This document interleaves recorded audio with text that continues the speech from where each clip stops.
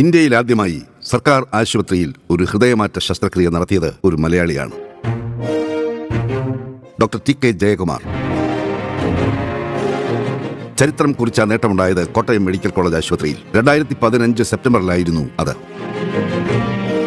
തുടിക്കുന്ന 1 ഡസൻ ഹൃദയങ്ങൾ ആ കൈകൾ കൊണ്ട് വിജയകരമായി നെഞ്ചിൽ നിന്ന് നെഞ്ചിലേക്ക് മാറ്റിവെച്ചു കഴിഞ്ഞു. ഈ ഡോക്ടർക്ക് ഇതൊരു പ്രതിജ്ഞാപാലനം.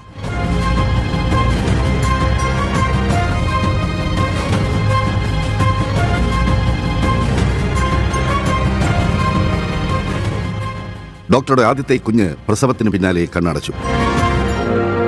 കോട്ടയത്ത് നിന്ന് പ്രത്യേക ആംബുലൻസിൽ എറണാകുളത്ത് കൊണ്ടുപോയി പ്രത്യേക വെന്റിലേറ്ററിൽ എത്തിച്ച് അതിവിദഗ്ധ ചികിത്സ നൽകാനായെങ്കിൽ കുഞ്ഞിനെ രക്ഷിക്കാമായിരുന്നു. അന്നത്തെ സാമ്പത്തിക നില അത് അനുവദിച്ചില്ല.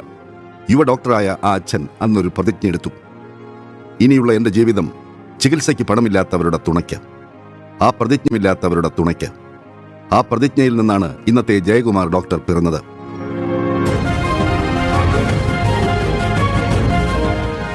ഒരു ദിവസം 15 മണിക്കൂറോളം ആശുപത്രിയിൽ, 4 ഓപ്പറേഷൻ തിയേറ്ററുകളിൽ മാറി മാറി ഓപ്പറേഷൻ.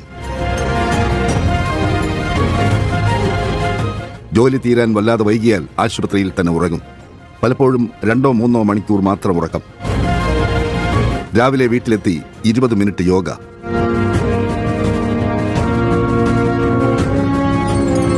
കുളിച്ച് പ്രാതൽ കഴിച്ച് വീണ്ടും ആശുപത്രിയിലേക്ക്. മിക്ക ദിവസവും ആ ഒരു നേരത്തെ ഭക്ഷണമേ വീട്ടിൽ നിന്ന് കഴിക്കൂ. ഒരു വർഷം 2000-ലേറെ ഹൃദയങ്ങൾക്ക് പരിചരണം. ഇതൊക്കെ എങ്ങനെ സാധിക്കുന്നു എന്ന് ചോദിക്കൂ. എന്നെ പൂർണ്ണമായും രോഗികൾക്ക് നൽകി കുടുംബഭാരം മുഴുവൻ ഏറ്റെടുക്കുന്ന ലക്ഷ്മിയാണ് എന്റെ വിജയത്തിന് പിന്നിൽ.